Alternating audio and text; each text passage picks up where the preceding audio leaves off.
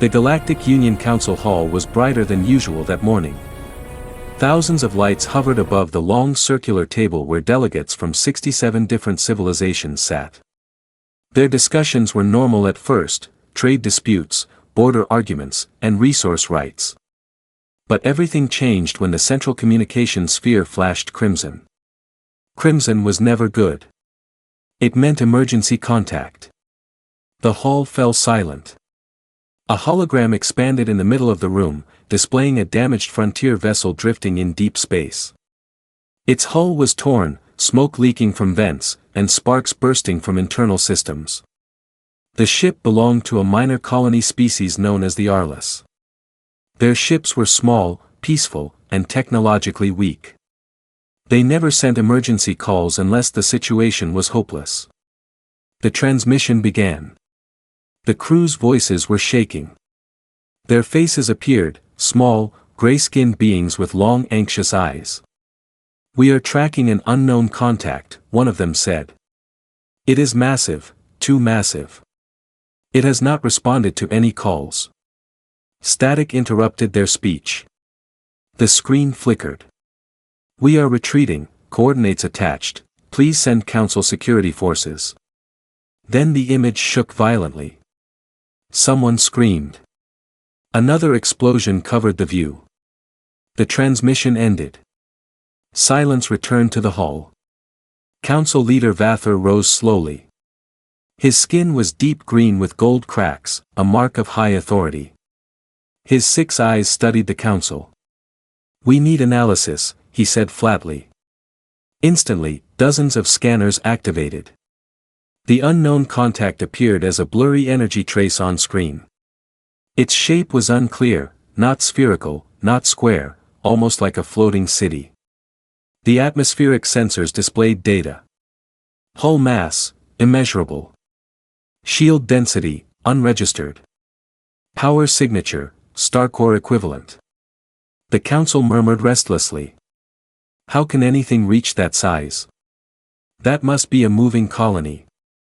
No colony ship has that type of energy signature." The analysts zoomed in. Engine trails glowed like giant suns beneath the object, releasing golden plasma light. The ship, or whatever it was, moved slowly, but every kilometer of movement caused gravitational distortion in local space. Council leader Vather spoke again. "We will send a diplomatic drone." One drone was dispatched. Its message was clear and polite. "Identify yourself. This space belongs to the Galactic Union. Do you request assistance?" The drone disappeared within seconds. One moment it was visible. The next moment, nothing. The tracking system showed no destruction, no interception, no explosion. The drone simply vanished from existence. Council delegates began whispering louder. "Maybe it moved through a time fold. No ship can do that. Unless it belongs to the ancients." A second drone was sent, stronger than the first. This one had combat shields. It vanished the same way. The council chamber darkened. Across the galaxy, interceptors were launched, fast, advanced warships equipped with plasma cannons. These ships were designed to escort entire fleets. 2 hours later, the interceptors' final signals reached Council headquarters. The messages were short. Impossible. No survivors. Static, then silence. The Council requested full data extraction from the interceptors' black boxes. What came back shook even the most fearless members. Recorded hull density of target. 5x the density of cosmic reinforced titanium. Energy output readings. Stable fusion signature larger than a city reactor dome. Crew count estimation. Hundreds of thousands, maybe millions. Someone whispered, "That is not a ship. That is a nation moving through space." Before anyone could respond, the central screen flickered again. An incoming message. Not from the Arliss. Not from the interceptors. But from the unknown vessel. The transmission opened with crystal clarity. A calm voice, deep, commanding, spoke. Human designation, Titan-class expeditionary carrier. We acknowledge your attempted communication. The hall froze. Human. A species no one had met before. A name never recorded. No markings in ancient archives. Then the voice continued. We are on peaceful return from outer-range reconnaissance. Identify Central Authority. Diplomatic channel open. Before the council could react, the transmission ended. Delegates stared at the emptiness in front of them. Their nerves trembled. Their thoughts hit them all at once. The ship did not ask for permission to enter Union territory. It did not ask for guidance. It simply revealed itself. One advisor whispered. If that is a single ship, what does their full military look like? Council leader Vather lowered his head, his voice unsteady for the first time. We have made contact with a civilization capable of erasing fleets without firing. Prepare a delegation, and pray they are peaceful. No one argued. Because one truth was now clear. The signal had been answered. And that was a mistake that could not be undone. The council delegation did not travel immediately. For 2 full cycles, members studied every detail from the intercepted readings, yet nothing made sense. The Titan-class vessel showed no aggression after the intercepted crafts vanished. It simply waited in empty space, holding position like a silent continent. Finally, a decision was made. A diplomatic shuttle would travel to the ship. None of the chosen delegates were comfortable. Even the bravest ambassadors felt their stomach tighten as they prepared for something no species had ever experienced.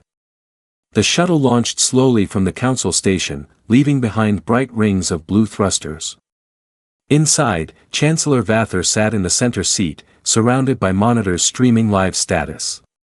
Next to him sat 3 high diplomats, a field general, and 2 language specialists. No one spoke much. Their mission was clear: establish peaceful dialogue or return with information. Nothing in between. When the shuttle entered Titan's proximity, it automatically slowed down, though no engines were adjusted. The shuttle's navigation screens displayed something strange. Automated trajectory correction, external control. The shuttle was being guided, not hacked, not forced, just directed. Who is steering us? One delegate whispered. Not us, replied the pilot. A glowing corridor of orange light formed before them, stretching into a massive port structure at the side of the Titan. The council members looked through the windows and gasped. The ship did not look like metal. It looked like architecture. Dozens of enormous towers rose into space, shaped like armored skyscrapers. Tiny golden lights flickered from windows scattered across its surface. The hull beneath seemed to consist of layered plating, thicker than battleship armor. This is not a military ship, the general whispered. It looks like a civilization. As they approached, the space around them shimmered, shield walls adjusting. Their shuttle docked slowly, gravity shifting smoothly beneath their feet. Not forced. Not rough. Perfectly controlled.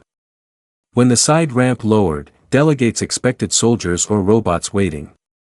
But instead, only one human stood before them. Tall, calm, carrying a uniform so clean it reflected light. The badge on his chest read, Expedition Officer, Orion Hale. He did not greet them with deep gestures or bows.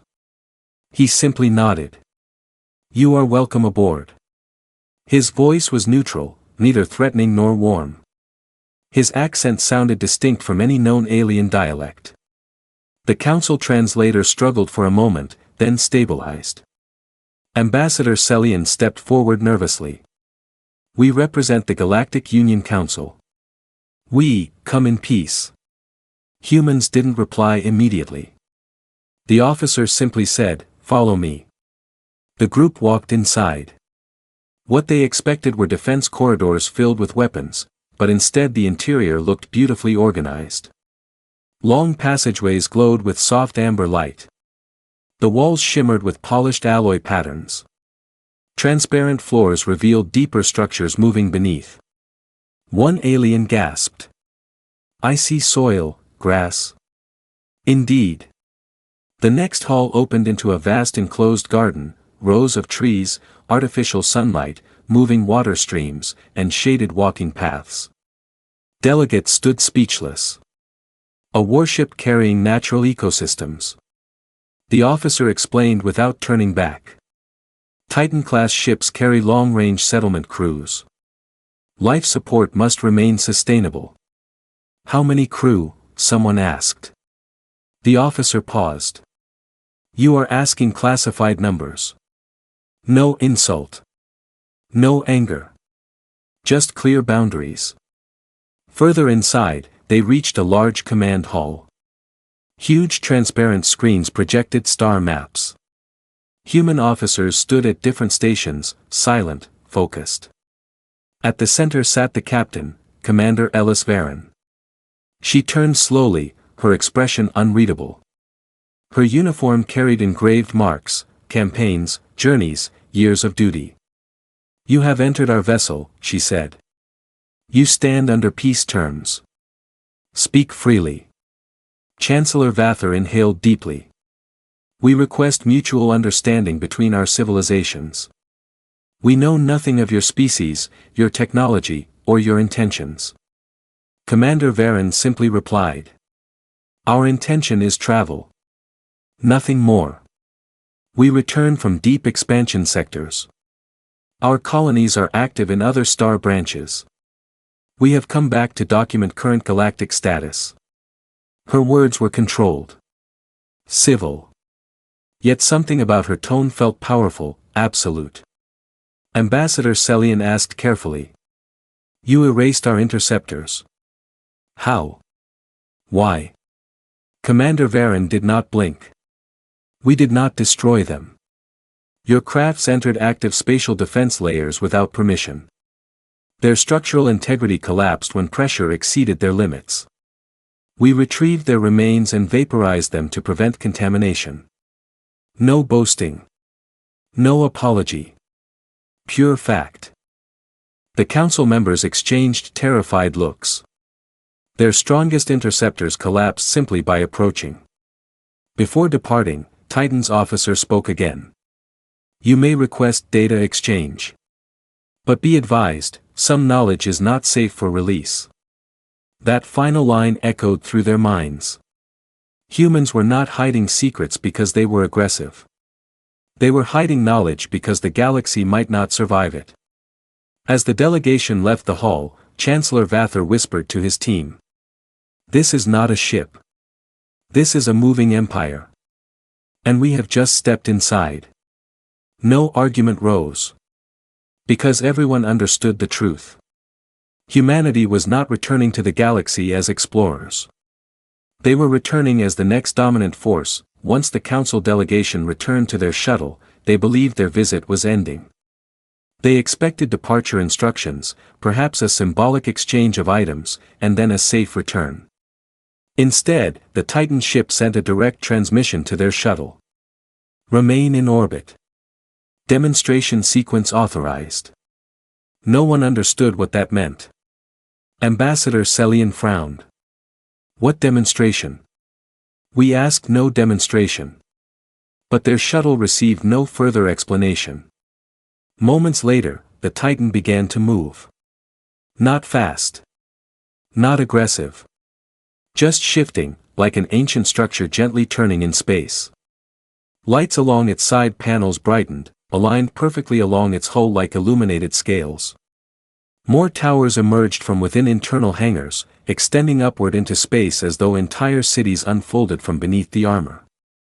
Suddenly, a massive shield field projected outward, transparent, shimmering, and stretching thousands of kilometers. The delegation watched through the shuttle windows, stunned. That shield was not defensive. It was a system-level barrier. The Titan spoke again. "Observe. No threat intended." The shield expanded and locked into position. The Council General whispered. "If this thing deploys shield grids that large, nothing in the Union could break through." The sensors on their shuttle began to vibrate from energy reading overload. Their navigation boards displayed numbers they had never seen before. Stellar level wattage. Matter field compression. Gravity shifting resonance. Then, something materialized at Titan's forward rail array. Not a missile. Not a projectile with warheads. A single tungsten-dense rod, coated in reflective metal. It hung in space like an ordinary object. Commander Varen's voice returned. Firing test rod. Level 3 velocity profile. Track results. There was no countdown, only motion. The rod vanished. It did not fly.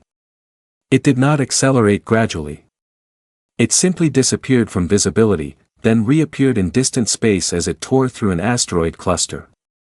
The cluster immediately ignited into molten debris.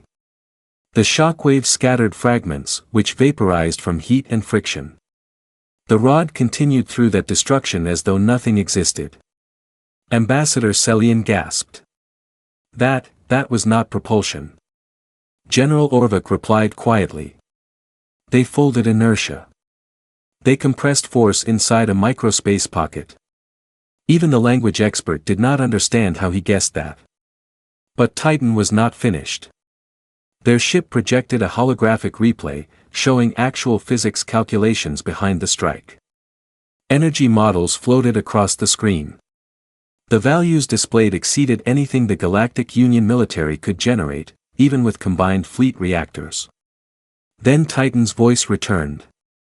This vessel travels alone. Not as attack unit. But demonstration remains valid. The Council delegation began to realize the meaning. If this was the firing result of a single tungsten rod, what could a full weapons barrage look like? Millions of rods. Rail cannons beneath every tower. Planet-piercing beams. The shuttle lowered silently. No one spoke. Even breathing felt disrespectful. Then Commander Varen opened formal visual communication. Her eyes remained still, but her tone changed, slower, heavier. You approached with armed escort before attempts were made to communicate. That resulted in structural collapse of your vessels. Not destruction by weapon. You must understand, your designs cannot survive high inertia fields activated by this vessel's navigation wake. It was not arrogance. It was not threat. It was factual explanation. Ambassador Celian bowed her head slightly. We understand now. Our fleet was not prepared. But why reveal this demonstration? Commander Varen answered with sharp precision. To prevent future conflict. Fear without understanding causes chaos. You now understand. Our presence is not an invasion. But resistance would result in irreversible damage. Silence. Then Varen spoke again. Treaties must be established. Trade, cultural exchange, and space passage rights. Humanity will monitor the edges of the outer ring. We do not seek enforcement. We seek stability. The Council delegation exchanged looks. Trade. Not territory. Not control. Not conquest. Humanity wanted alignment, not submission. General Orvik finally said. What do you want in return? Commander Varen answered. Recognition. One word. But it carried the weight of a star. Recognition that humanity existed. Recognition that humanity returned with greater strength. Recognition that humanity would not be treated as minor species. Their shuttle received the return coordinates. Depart at will. That was the end. The demonstration was complete. And even though Titan fired only a single test shot, it was enough to reshape the balance of the galaxy. Because every delegate knew. If that warship ever fired in real conflict, no fleet, no planet, no empire would survive. And they also knew something else. Titan was not their strongest ship. There were likely fleets. Armadas. Maybe entire mobile civilizations. And humanity had just revealed them politely. As a warning, when the delegation returned to the council station, the atmosphere was nothing like before. Lights that once glowed bright were dimmed. Holographic monitors hovered silently in standby mode. Security guards lined every corner, not because of conflict, but because the galaxy needed protection from panic. Word spread before the shuttle even landed. The Titan is real. It erased vessels without firing. Humans control stellar-level inertia fields. The council chamber filled to capacity. Representatives who normally sent digital attendants arrived in person. Some came with bodyguards, others with advisors, and some brought entire fleet commanders. They needed witnesses. They needed truth. The delegation stepped inside. General Orvuk's face was pale. Ambassador Selian trembled when speaking. Chancellor Vather walked as if he carried the weight of 10 fallen worlds. The chamber lights went red. Emergency status. Report your experience, the council demanded. Selian looked up. We did not board a warship, she said softly. We boarded a moving civilization. Her words struck the chamber like impact shock. A long holographic projection activated. It displayed the Titan's interior video. The cities inside. Systems beyond logic. Forest gardens. Gravity shifts. Thousands of officers moving silently along transparent walkways. No shouting, no chaos. Just absolute discipline. Council members gasped. They live inside ships. Are these troop worlds? Is that internal agriculture? Then came the weapons test recording. The tungsten rod launch. Silence became deeper than vacuum. The replay showed. Launch. Pure disappearance. Impact. Destruction. Matter ignition. Chain fragmentation. It was not an explosion. It was not warfare. It was reshaping physics itself. Council leader Vather finally sat down. We cannot resist technology that makes metal vanish through spacefold compression, he said. Some members shouted. We must build our own. We cannot be ruled. General Orvuk replied sharply. They are not ruling. They are simply present. Another projection played. Commander Varen delivering the message. You must understand, her voice echoed. Our presence is not invasion. Resistance would cause irreversible damage. We do not seek enforcement. We seek stability. The council chamber froze. Not threats. Not demands. Just boundaries. After the demonstration recording finished, silence returned. Not one representative looked confident. Finally, an elder species leader spoke, his voice trembling. How many more of these Titans exist? Ambassador Selian shook her head. They did not tell us. But when asked indirectly, they used the words long-range expeditionary fleet. That means multiple ships. Perhaps dozens. Perhaps more. Fear spread like slow poison. Another voice asked. What limits their technology? General Orvuk responded. Only their choice. That truth broke the room. For the first time in council history, emergency voting began without debate. A screen displayed 3 choices. Prepare defensive mobilization. Initiate hostile classification. Send acceptance treaty. The voting was timed. 40 seconds. One by one, civilizations voted. Defensive mobilization received only 3 votes, from species that had nothing to lose. Hostile classification received 0. Acceptance treaty received unanimous majority. Before the timer ended, the council hall changed color from red to blue, formal agreement. Earth received a secure transmission. We acknowledge your presence in union-regulated sectors. Diplomatic passage confirmed. No engagement from our fleets. We request secure exchange protocols. That same moment, an answer returned almost instantly. The message was short, precise, impossible to misunderstand. Accepted. No signature. No personal name. No insignia. Just a single closing statement. Titan-class monitoring continues. Late that night, Council members remained awake. Their ships drifted under station lights. Their systems calculated endless probabilities. One realization repeated across every mind. Humanity did not announce war. Humanity did not threaten dominance. Humanity simply existed. And existence was enough.